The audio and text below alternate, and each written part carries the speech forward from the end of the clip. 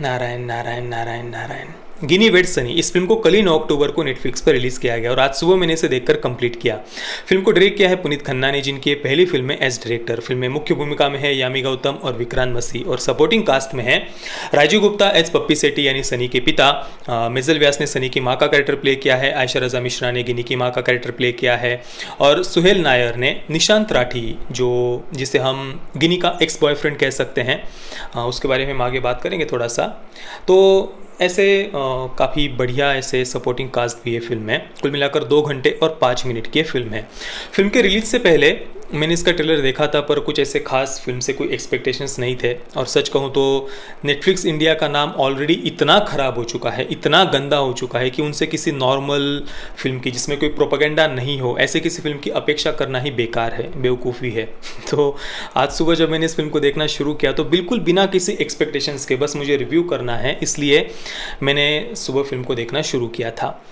और ओवरऑल अगर मेरा एक्सपीरियंस मैं आपको बताऊं तो एक कमर्शियल, हल्की फुल्की कमर्शियल रोमांटिक कॉमेडी फिल्म से आप जो कुछ भी एक्सपेक्ट करते हैं वो सब कुछ इस फिल्म में है। फिल्म ने मुझे निराश नहीं किया। मतलब मैं फिल्म को कुछ बहुत बढ़िया या बहुत अच्छा नहीं कहूँगा, पर हाँ एक हल्की फुल्की रोमांटिक कॉमेडी है, और उस दृष्टि से अगर हम फिल्म को देखें तो फिल्म हमें निराश नहीं करती है। ये कोई आर्ट हाउस फिल्म नहीं है, कमर्शियल फिल्म है। ऑब्वियसली लव स्टोरी है, तो कुछ बहुत नई चीज़ फिल्म में नहीं दिखाई गई है, जो इसके पहले हम कई बार देख चुके हैं। वही सब इस फिल्म में भी है। जो फिल्म का एंडिंग है वो भी काफ़ी प्रिडिक्टेबल था, पर ओवरऑल फिल्म हमें डिसअपॉइंट नहीं करती है। आप अगर अपनी फैमिली के साथ में कोई फिल्म देखना चाहते हैं तो बिल्कुल इस फिल्म को आप देख सकते हैं। नहीं तो नेटफ्लिक्स इंडिया का कंटेंट फैमिली के साथ में बैठकर देखें, ये तो पॉसिबल नहीं है। नेटफ्लिक्स इंडिया क्या, जितना भी OTT प्लेटफॉर्म्स का आजकल कंटेंट आता है उसमें फैमिली कंटेंट तो बिल्कुल नगण्य होता है। कोई अपवाद में इक्का दुक्का फिल्म या सीरीज़ आ जाए जो फैमिली के साथ में देख सकते हैं तो वो एक अलग बात है, बाकी तो फैमिली के साथ में देखने ऐसा कंटेंट तो आजकल आता ही नहीं है। तो ये वो फिल्म है गिनी वेड्स सनी, जो आप अपने परिवार के साथ में बैठकर देख सकते हैं, जिसमें जो आज की यंग जनरेशन है उनका रिलेशनशिप्स को लेकर जो एक कन्फ्यूजन है, उसकी वजह से वो कैसे प्रॉब्लम्स में फंसते हैं, और ऐसे समय में जो पेरेंट्स की, माता पिता की जो समस्या है, उनकी जो दुविधा है, प्रॉब्लम्स है, या उनका जो दुख है, वो सब इस फिल्म में उन्होंने दिखाने की कोशिश की है। चलिए फिल्म की कहानी के बारे में बात करते हैं। सबसे पहला कैरेक्टर है गिनी का। गिनी कुछ वर्ष पहले निशांत राठी नाम के लड़के के साथ में रिलेशनशिप में थी, पर 1.5 वर्ष पहले उन्होंने ब्रेकअप कर लिया था। पर ये ब्रेकअप बस नाम के लिए था, क्योंकि वे दोनों अभी भी एक दूसरे के साथ में रहते हैं, पप्पिया झप्पिया करते हैं, एक दूसरे की थाली में खाना खाते हैं, एक दूसरे को खाना खिलाते वगैरह हैं। उनका मानना है कि वे अभी बस एक दूसरे के दोस्त हैं। निशांत तो कुछ ज़्यादा सीरियस नहीं है गिनी को लेकर, पर जो गिनी है वो निशांत से बहुत ज़्यादा ऑब्सेस्ड है, और वो चाहती है कि निशांत उससे शादी कर ले। अब ये जो निशांत का कैरेक्टर है, उसे माता पिता के, पेरेंट्स के बस पैसों पर मज़े ऐश करने वाला दिखाया है। वो कहता तो है खुद को कि वो सेल्फ मेड है, खुद के पैरों पर खड़ा है, पर वो घर से मर्सिडीज़, BMW वगैरह और लाखों लाखों रुपए माता पिता से लेना, इस प्रकार का ये निशांत का कैरेक्टर है। और ये सारी बातें गिनी को पता होते हुए भी वो चाहती है कि निशांत उससे शादी कर ले। इसके अलावा गिनी ने 10 वर्ष पहले उनके ही घर के सामने रहने वाला जो एक पड़ोसी है, वो जो परिवार है, उनका जो लड़का है उसे 10 वर्ष पहले गिनी ने किस किया था। उसका फर्स्ट किस, बस एक्सपेरिमेंट के लिए उसने ये किस किया था गिनी ने। अब वो जो लड़का है वो पिछले 10 वर्षों से गिनी के पीछे पागल है, गिनी के आगे पीछे वो घूमता रहता है, पर गिनी उसको कुछ भाव वगैरह देती नहीं, उसके साथ वो बात वगैरह भी करती नहीं है। अब गिनी की जो माँ है वो अपनी बेटी की शादी कराना चाहती है। वो परेशान है क्योंकि गिनी शादी के लिए हाँ ही नहीं कर रही होती है। अब जो गिनी की माँ है उसकी रिश्ते ही रिश्ते करके मैट्रिमोनियल एक विवाह संस्था होती है जो कई सारे लोगों की उसकी माँ ने शादी कराई होती है, पर अपनी ही बेटी की वो शादी नहीं करा पा रही होती। अब देखिए, रिश्ते ही रिश्ते नाम की उसकी संस्था है गिनी की माँ की, पर वो अपनी बेटी के लिए ऐसा रिश्ता लेकर के आती है जो देखकर ही हम सोचते हैं कि भाई अपनी बेटी के लिए कोई ऐसे लड़के का रिश्ता कैसे लेकर के आएगा जब उसके घर में ही वो दूसरों की शादी कराती हो। फिल्म की शुरुआत में ही एक परिवार दिखाया है जिसे गिनी की माँ अपनी बेटी को दिखाने के लिए वो लड़के को जिसे बुलाती है, उस लड़के का वो खाने का ढंग, बात करने का ढंग, और अब पता नहीं कोई माँ अपनी ही बेटी को ऐसा लड़का क्यों दिखाएगी। तो गिनी ऐसे जो भी लड़के आते हैं उनको वो भगा देती है कुछ भी करके, कैसे भी उसकी जो ट्रिक वगैरह है उसके ज़रिए। तो ये हो गया गिनी का कैरेक्टर, गिनी का परिवार। इसके बाद में दूसरा पात्र है सनी का। अब सनी बिल्कुल इसके अपोजिट है। उसका सनी का जो परिवार है उनका एक हार्डवेयर शॉप है, अपने पिता के साथ में वो दुकान पर उनकी मदद वगैरह भी करता है, पर उसका हार्डवेयर शॉप में बिल्कुल भी कोई इंटरेस्ट नहीं है। वो अपना एक रेस्टोरेंट खोलना चाहता है, खाना बनाने में वो बहुत ज़्यादा माहिर है। घर में वो माँ को कुछ खाना वगैरह भी बनाने नहीं देता, अपने ही किचन में ही रहता है, खाना वगैरह भी बनाता है। और अपने पिता से वो हमेशा ये कहता रहता है कि भाई दुकान मुझे दे दो, चाबी मुझे दे दो, मैं रेस्टोरेंट खोलना चाहता हूँ। तो पिता भी कोई मना नहीं कर रहे होते, वो कहते हैं कि ठीक है बेटा, तुम ये रेस्टोरेंट ले लो, दुकान खोलो, यहाँ पर कोई दिक्कत नहीं, पर पहले शादी कर लो, एक बार सेटल हो जाओ, शादी कर लो, तो ये दुकान तुम्हारा, चाबी तुम्हारी, फिर तुम्हें इस शॉप में जो करना है वो तुम करो, कोई दिक्कत नहीं है। और इसलिए जो सनी है वो अपने इस रेस्टोरेंट के सपने को पूरा करने के लिए बस शादी करना चाहता है। उसकी कोई ऐसे कंडीशंस वगैरह कुछ नहीं, वो बस शादी करना चाहता है।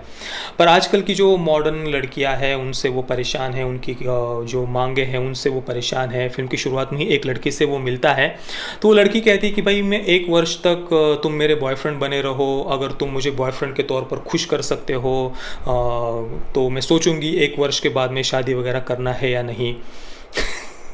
हालांकि ये लॉजिक तो मुझे कभी समझ में आया ही नहीं है कि भाई 1 वर्ष तक हम लिव इन में रहते हैं या 1 वर्ष तक बॉयफ्रेंड हो, फिर मैं तय करूँगी शादी करना है या नहीं।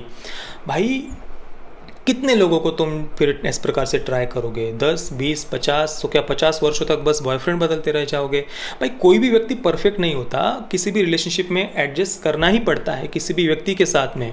तो ये लॉजिक मुझे तो कम से कम समझ में नहीं आया। और जो सनी का कैरेक्टर है वो भी इन सब बातों से बिल्कुल परेशान हो चुका होता है, इन सारी कंडीशन से, और वो तुरंत शादी करना चाहता है। और ऐसे समय में गिनी की माँ को सनी के बारे में पता चलता है और फिर वो सनी को कहती है कि मैं तुम्हें बताऊंगी कि मेरी बेटी को कैसे खुश करना है या उसे शादी के लिए कैसे राज़ी करना है। तो गिनी की माँ फिर सनी को ट्रेन करती है या उसको बताती है कि गिनी को तुम शादी के लिए कैसे राज़ी कर सकते हो। इस पूरी फिल्म में कोई निगेटिव कैरेक्टर नहीं था। जो निशांत का कैरेक्टर है, गिनी का एक्स बॉयफ्रेंड, वो भी कोई निगेटिव कैरेक्टर नहीं है। उसमें भी बाद में कैसे बदलाव आता है, कैसे उस कैरेक्टर को डेवलप किया है, वो आप फिल्म में देखिए। पर ओवरऑल पूरी फिल्म में कोई निगेटिव कैरेक्टर नहीं था। हालांकि जो गिनी का कैरेक्टर है उसने मुझे बहुत इरिटेट किया। उसका जो कन्फ्यूजन है ना, वो कन्फ्यूजन हमें सबसे ज़्यादा परेशान करता है। एक तो फिल्म के फर्स्ट हाफ में जो निशांत का कैरेक्टर है, उसका एक्स बॉयफ्रेंड, उसे थोड़ा सा बुद्धू टाइप दिखाया है। हालांकि इस सेकंड हाफ में जाकर निशांत की भी एक समझदारी फिल्म दिखाती है, पर फर्स्ट हाफ में निशांत के कैरेक्टर को जिस प्रकार से दिखाया है तो हम अंदर से यही लगता है कि यार ये गिनी उसके पीछे क्यों पागल है, उसको लेकर क्यों ऑब्सेस्ड है। ये बात हमें एक तो परेशान करती कि क्या कन्फ्यूजन है यार, आगे बढ़ जाओ ना। और ऊपर से जो सनी है वो गिनी के पीछे दुम हिलाते हुए घूम रहा है, उसको खुश करने की कोशिश कर रहा है, हर प्रकार की उसके नखरे सह रहा है, पर गिनी तो अपनी ही किसी दुनिया में खोई हुई है। मतलब क्या यार, कुछ तो सेल्फ रिस्पेक्ट रखो ना। पर अब फिल्म में क्या करें, उन्होंने सनी के कैरेक्टर को उसी प्रकार से दिखाया है। सारे वो गिनी के सारा ये कन्फ्यूजन और नखरे और वो पता नहीं क्या था वो, फिर भी ये सब वो सनी सहन करता है। पर कुल मिलाकर फिल्म के आखिर में जो पेरेंट्स हैं उनको सही दिखाया है, उनके डिसीजन को सही दिखाया है। और जो बच्चे हैं, ख़ासतौर पर जो गिनी है, उसको सॉरी कहने के लिए फिल्म मजबूर करती है। हालांकि फिल्म बहुत प्रिडिक्टेबल थी, हम पहले ही समझ जाते हैं, पर ये बात मुझे पसंद आई कि ये जो कन्फ्यूजन और ये जो बिना मतलब का रिलेशनशिप्स को लेकर ये कन्फ्यूजन में रहना और ये पागलपन, इसको लेकर सॉरी कहने के लिए मजबूर किया उस कैरेक्टर को। ये बात मुझे फिल्म के एंडिंग में पसंद आई। थोड़ा सा म्यूज़िक और सॉन्ग्स के बारे में बात कर लेते हैं। सावन में लग गई आग, इस एक सॉन्ग को अगर हम छोड़ दें तो बाकी के जितने गाने थे उन्हें मैं कोई बहुत क्रिएटिव तो नहीं कहूँगा, पर सुनने में ठीक ठाक थे। फिल्म में उन्होंने मुझे बोर नहीं किया, स्किप करने की मेरी इच्छा नहीं हुई और वो फिल्म को रोक भी नहीं रहे थे। ओवरऑल गाने मुझे ठीक ठाक लगे। तो मैं गिनी वेट्स सनी को दूंगा 6.5 out of 10 stars. Parental guidance की अगर हम बात करें तो मैंने पहले आपको बता दिया है, परिवार के साथ में बैठकर आप इस फिल्म को देख सकते हैं। फिल्म में कोई सेक्स और न्यूडिटी नहीं है, किसिंग सीन भी फिल्म में नहीं था, मतलब गाल पर किस किया हुआ है, पर डायरेक्टली ऐसा कोई लिप टू लिप किस भी फिल्म में नहीं है। वायलेंस भी फिल्म में नहीं है। हाँ, ड्रिंक और स्मोक के फिल्म में सीन है, एक सीन में गांजे का भी उल्लेख किया गया है। तो ये फिल्म अगर थिएटर में रिलीज़ होती तो यूएस सर्टिफिकेट फिल्म को मिलता। तो पेरेंट्स के साथ में अगर बच्चे देखना चाहे तो परिवार के साथ आप फिल्म को देखना चाहे तो देख सकते हैं। आपने अगर फिल्म को देखा है तो आपका एक्सपीरियंस कैसा रहा, मुझे आप नीचे कमेंट में ज़रूर बताइए। जय श्री राम, वंदे मातरम।